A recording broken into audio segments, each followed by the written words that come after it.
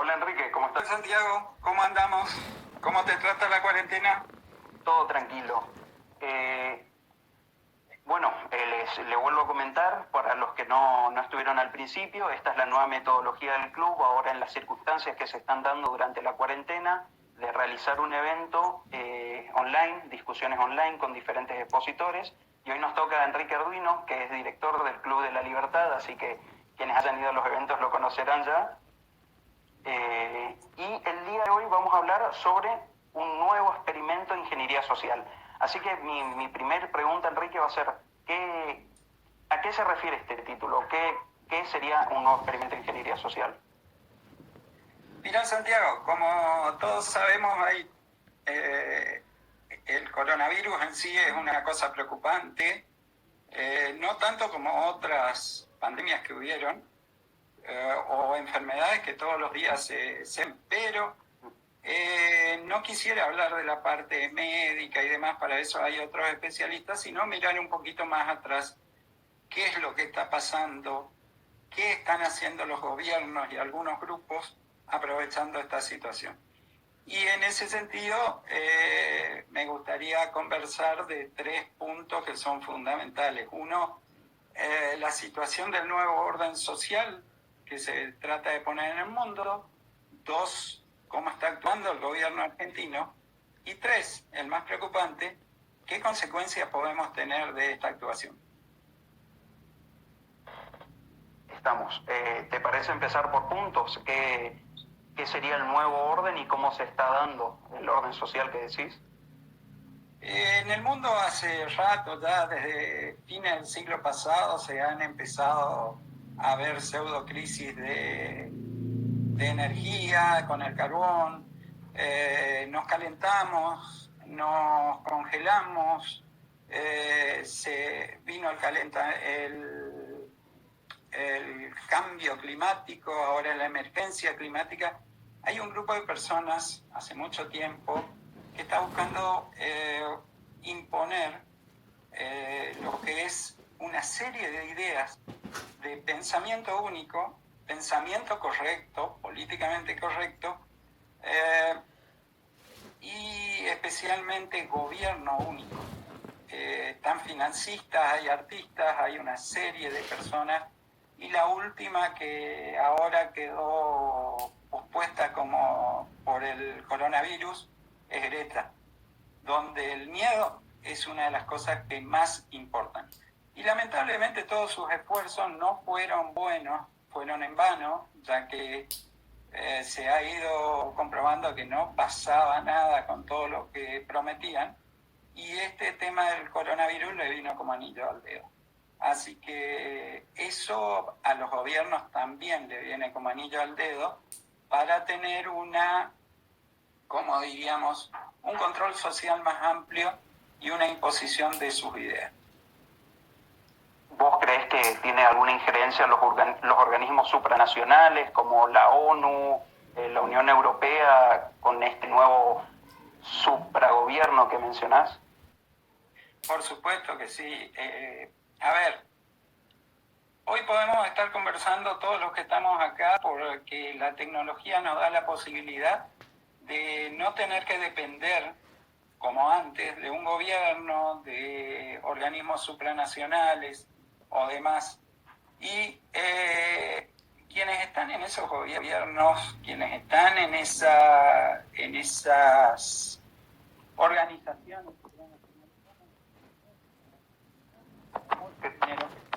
pero la gente no les cree ya. Y ahí está el problema. Está ver cómo mantener su poder de una forma única. Creo que estás tapando el micrófono con la mano. Ahí está. Ahí se te escucha bien. Un poco para equilibrar. ¿Y cuál crees que serían estos ciertos lineamientos que estarían siguiendo esta metodología y cuál sería el fin? Y en los lineamientos, el lineamiento principal que se sigue es el miedo. O sea, nos vamos a quemar en el infierno del calentamiento global. En este caso en particular, con el tema del coronavirus, ha empezado el hecho de es incontrolable, no se puede controlar. Tenemos que hacer lo que el gobierno dice. Y lo que más llama la atención es que mucha gente, más allá de las razones médicas, lo acata totalmente sin oponer resistencia.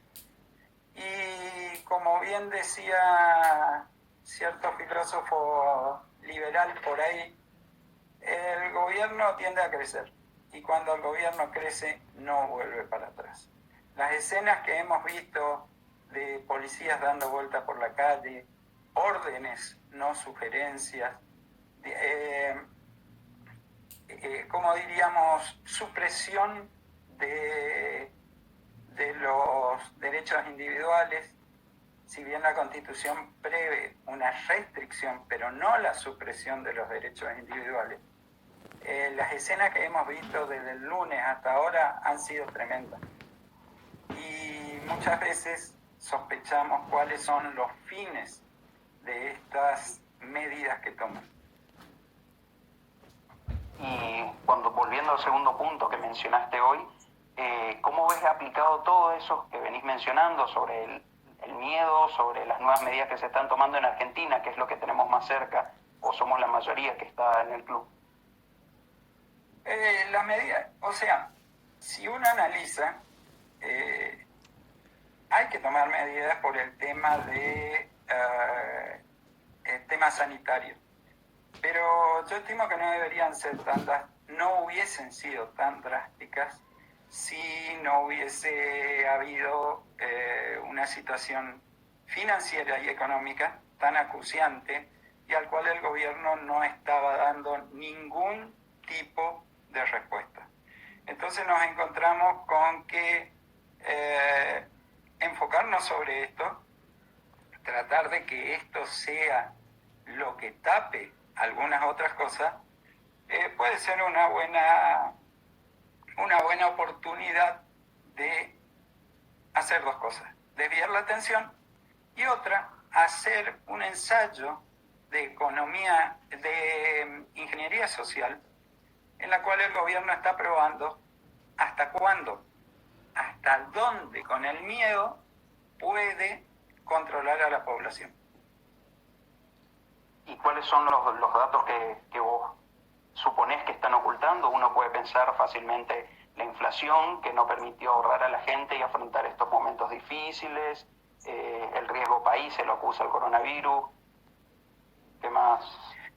Eso es un tema mundial, todos los países están haciendo eso porque la gente, gracias a la tecnología, vuelvo a repetir, es más independiente. Y hoy, si uno no quiere estar dependiente de las leyes de un país, puede vivir tranquilamente en la nube, más con las criptomonedas. Entonces todos los países están tratando de ver cómo detener a esas personas. Y hoy, en este momento, se había anunciado la heladera, el asado, que para marzo iba a estar todo resuelto y estamos lejísimos de resolver esas cosas. Entonces, el problema que hay es cómo justificamos. A muchos países le cayó como anillo al dedo esto para volver también a decir, la libertad no es una buena opción en estos casos. El gobierno es quien tiene que imponer cómo y cuándo nos salvamos. Pero en el medio del miedo, la gente no ve que eso es una gran mentira. Porque cuando a vos te mandan a hacer una cuarentena, te están diciendo, mire mi hijo, vaya a su casa, cuídese solo y papá Estado ya no tiene nada que ver. ¿Cómo, volviendo ahora al tercer punto que había mencionado, si lo podría desarrollar ahora también, como mencionó los anteriores dos? Acá en la conversación ya habíamos visto algunas cuestiones y el problema es el alcance que va a tener esto después. Porque, vuelvo a repetir, el Estado cuando avanza nunca retrocede, siempre tiende a crecer y nunca va a dejar de ocupar una herramienta tan formidable como esta que consiguió, el miedo. O sea, ya comprobó que los argentinos ante un miedo inminente de perder la vida, de perder sus propiedades o de posiblemente una guerra o de una hambruna, los va a poder controlar. Y entonces ahora me pregunto qué, porque hay mucha gente que está pasando muy mal de ayer a hoy, y ni hablar del lunes a hoy, y de acá hasta el 31.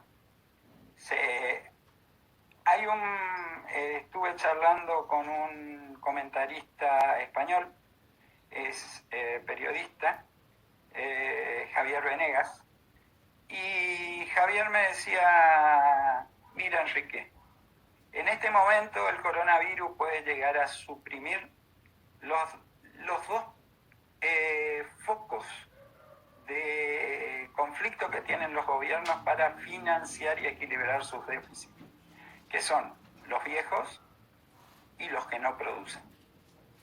Son grupos expuestos. Las crisis, de pensiones que hay en todo el mundo son monstruosas, pero no es culpa de los viejos, y menos del coronavirus. Es culpa de los políticos que se quedan con el dinero que debe ir a esa atención a programar para cuando pase esto. Entonces los gobiernos hoy, lo que me preocupa es que no van a retroceder, y esta política de imponer el miedo, esta política de tener de vuelta el control de la sociedad por medio de este elemento, va a continuar y va a ser muy, pero muy difícil poder sacarla. Además que la gente, la mayoría de la gente que solo quiere, como todo el mundo, estamos sobreviviendo, quiere sobrevivir, va a interpretar que los estados fueron los que le dieron la solución. No va a ver si fue un privado el que descubrió la vacuna. No, el Estado me dio. Y el Estado tiene la potestad, lamentablemente, de robarle a algunos para darles a otros sin necesidad de que tengan que pasar por un estrado judicial. Impuestos.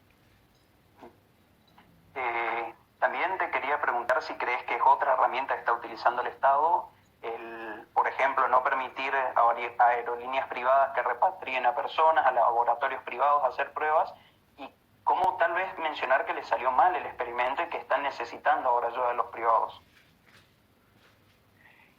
Sí, es un punto muy válido el que vos estás tocando, Santiago, pero fíjate vos una cosa, el Estado nunca va a reconocer la ayuda del privado y de que el privado puede ser el que solucione las cosas y no él. En ese punto estamos muy de acuerdo en el tema de vacunas. Pero fíjate que también el Estado, el tema de la aerolínea de bandera, hizo un escándalo, publicaron, mandaron mensajes emotivos en el avión de vuelta, y hoy esta mañana se han autorizado 100 vuelos de aerolíneas extranjeras, más 2 vuelos de la Fuerza Aérea, para seguir repatriando argentinos. Era evidente que 5 aviones de aerolínea, al que está entendido en el tema aeronáutico o en el tema económico, 5 aviones de aerolíneas no iban a traer a todos los argentinos. Entonces, el gobierno, ahí está un buen punto para mostrar cómo el gobierno ocupa el miedo y la sensibilidad de la gente como ingeniería, como herramienta de ingeniería social, cuando tiene que tomar una decisión que va en contra de lo que ha dicho. Porque también en esta semana el gobierno había dicho, no vamos a negociar la deuda, vamos a poner las condiciones como nosotros queremos. Y van a tener que negociarse acá en la Argentina. Y se pidió autorización, se consiguió, y se está negociando un mega canje de 512.000 millones de pesos, ¿sí?, que son unos buenos millones de dólares, con ley de Nueva York, con bancos de Nueva York que van a lanzar el canje de deuda, y eso se había prometido que no. Aerolíneas Argentinas iba a traer a todos, sí, bueno, llegarán algunos en Aerolíneas Argentinas, pero calladito por detrás autorizaron 100 vuelos de distintas aerolíneas del mundo para traer, inclusive Iberia, con la que estúpidamente nuestro canciller Felipe Solá se había peleado. Acá me pregunta Villanueva.hf, ¿puede un decreto estar por encima de la Constitución Nacional? Nadie puede obligarme a quedarme en mi casa, solo mi responsabilidad. Bueno, ahí hay un tema muy complicado. El decreto, teóricamente hay un orden jurídico, que la Constitución está por sobre todo, pero este decreto, para que sea válido que te obligue, está ordenado por una ley que también salió entre gallos y medianoche, que es la emergencia social, y aparte, la misma Constitución tiene ciertos artículos que autorizan, en caso de desastre como este, poder tomar medidas excepcionales. La hicieron bien. Un decreto no te iba a poder decir quédate en tu casa, pero al sacar una ley que le da situación de excepción a esta situación, ocurre que pueden prenderse de esos artículos de la Constitución Nacional que le permiten hacer esto. Ahora bien, hay otro punto sobre esta pregunta y es, está bien, no te quedes en tu casa, pero por ahí vos podés llegar a ser lo que se llama un PANDI, que es un portador asintomático.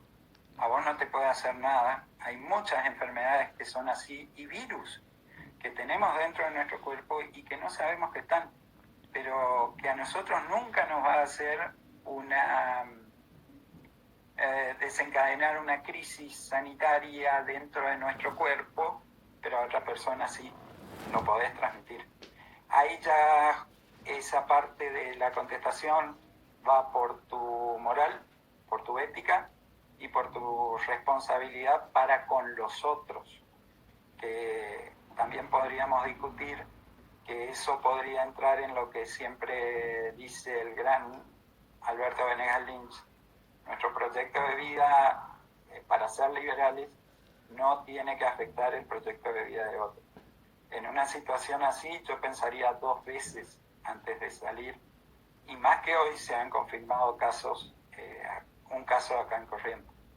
Entonces, capaz vos, sin darte cuenta, salgas a la calle, vuelvas a tu casa y tu familia esté en riesgo.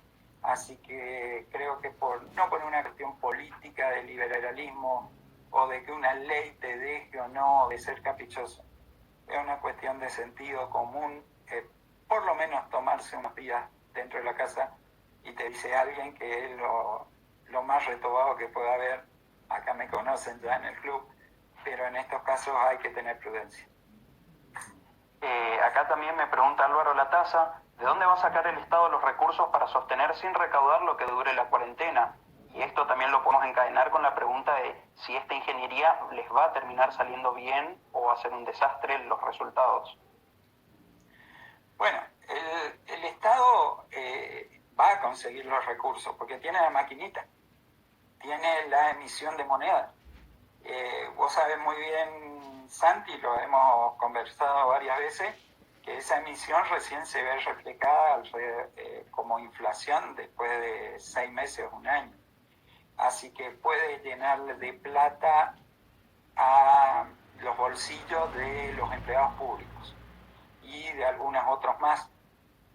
A mí lo que me parece realmente desastroso como ingeniería social, hasta tal vez pensando más como intentar hacer un control, es, por ejemplo, las empresas privadas que tienen que pagar los sueldos pero no están vendiendo porque no se puede producir. Los sueldos que no van a recibir esos empleados de empresas privadas, porque como no se está produciendo, ¿cómo le van a pagar? ¿Va a salir el Estado con emisión a darles un bono solidario para que puedan vivir. ¿Y qué hacemos con los...? Eso es lo tremendo de esto que me está asustando. ¿Qué hacemos con los monotributistas? Si vos no trabajás, o dueño de empresa, si vos no trabajás, vos no cobrás. ¿Y cómo vas a comer? Y entonces ahí surge la herramienta más usada en ingeniería social. El Estado te va a dar. Vení que te voy a dar comida, vení que te voy a dar bonos para que tengas dinero en tu bolsillo. Y ahí empieza el trabajo que a mí me asusta, que es el de lavar las cabezas de la gente, porque la gente en su desesperación no entiende, a veces no entiende lo que nosotros estamos diciendo, pero sí entiende que el Estado le dio algo. Todavía hoy hay gente que dice, y yo soy peronista porque a mi papá, por medio de mi abuelo, Perón le dio la primera bicicleta. Y van a seguir.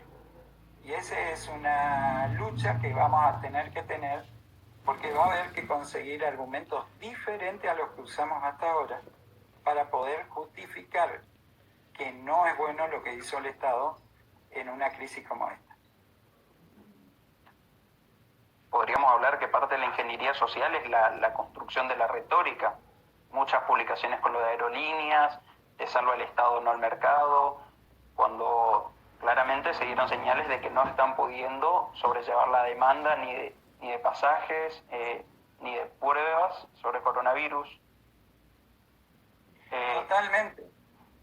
La retórica es armar un buen relato con buena retórica que sea entendible para los sectores a los que va. Y también, por ejemplo, lo que se vio en Resistencia el otro día, o se vio en Corrientes anoche por acá, realmente digno de una película de ciencia ficción. Camionetas de la policía saliendo a decir que nos cuidemos, que esto, que el otro, y atrás 8 o 9 motos metiendo miedo a la gente, y simplemente para decir después, viste, cuando había problemas, ¿dónde estaban los privados? Querían seguir haciendo plata con sus negocios sin saber que con eso va a cobrar y vivir mucha gente. ¿O quién te salvó? ¿Quién estaba ahí para decirte anda a tu casa, cuídate, hace esto? Parte de la retórica, parte del relato, el gobierno. Eso es lo que me está preocupando, de que se están viendo muchas acciones como esa. Y vamos a llegar a un punto en el que... Y Perón subió, por ejemplo, Perón subió por un golpe bastante jodido, donde desapareció mucha gente, y sin embargo vio la posibilidad de ponerse a favor de los descamisados, de los que menos tenían, los negritos. Fue construyendo un relato, y Perón hizo un desastre desde su primer gobierno hasta el último, y sin embargo la gente le quería, porque había un relato y lo votaba, porque había un relato que lo avalaba en momentos difíciles. Estamos. No sé si te quedó algo por comentar. Yo creo que pudimos expresar mucho las ideas y el problema que estamos viviendo actualmente. Es más, existen varios ejemplos, países asiáticos como Hong Kong, Taiwán, que pudieron sobrellevar no necesariamente con las mismas medidas que se tomó en el resto de los países. Así que es un muy buen tema para debatir, y muchas gracias, Enrique, por tu presencia hoy. Por favor, Santiago, gracias a usted por estar acá y escucharme. Y lo único que le diría, hay otras opciones. No tengan miedo, tengan prudencia, cuídense en la parte médica, y piensen mucho todo lo que está pasando, porque siempre cuando aparecen estas cosas hay un trasfondo que hay que analizar. Que tengan buenas noches y gracias por escucharme. Nos estamos viendo, Enrique. Adiós.